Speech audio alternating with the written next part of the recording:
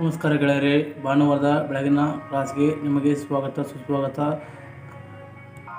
ಭಾನುವಾರದ ಬೆಳಗಿನ ಕ್ಲಾಸಲ್ಲಿ ಕನ್ನಡ ಭಾಷೆ ವ್ಯಾಕರಣ ಇರುತ್ತೆ, ತಪ್ಪದೇ ಮುಂದುವರಿಯುತ್ತದೆ.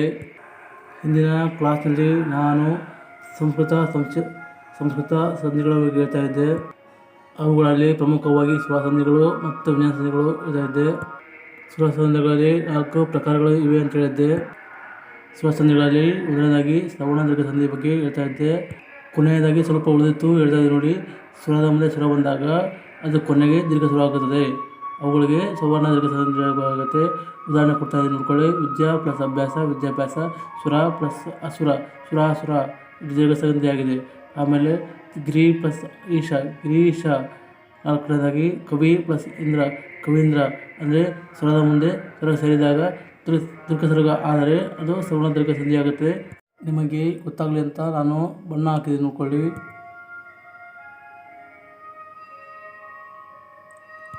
ಇನ್ಮೇಲೆ ಗುಣಸಂಧಿ ಇಲ್ಲಿ ನೋಡ್ಕೊಳ್ಳಿ. ಆ ಕಾರಗಳಿಗೆ ಈ ಕಾರಗಳು ಬಂದಾಗ ಈ ಕಾರವು ಬಂದರೆ ಅದು ಕೂಡ ಗುಣಸಂಧಿ ಆಗುತ್ತದೆ.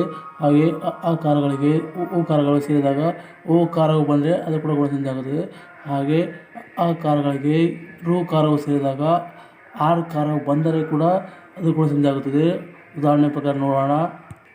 ಸರಿಯಾಗಿ ದಯವಿಟ್ಟು ಪೂರ್ತಿಯಾಗಿ ನೋಡ್ಕೊಳ್ಳಿ, ತಿಳ್ಕೊಳ್ಳಿ, ಗೊತ್ತಾಗುತ್ತೆ.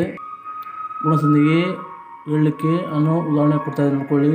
ಇಲ್ಲಿ ನೋಡ್ಕೊಳ್ಳಿ. ಮೊದಲಾಗಿ ಸಂಗಮ ಪ್ಲಸ್ ಈಶ, ಸಂಗಮೇಶ. ಎರಡನೇದಾಗಿ ಸೂರ್ಯ ಪ್ಲಸ್ ಉದಯ, ಸೂರ್ಯೋದಯ. ಕಮಲ ಪ್ಲಸ್ ಈಶ, ಕಮಲೇಶ. ನಾಲ್ಕನೇದಾಗಿ ಮಹಾ ಪ್ಲಸ್ ಋಷಿ, ಮಹರ್ಷಿ. ಐದನೇದಾಗಿ ಸುರ ಪ್ಲಸ್ ಈಶ, ಸುರೇಶ.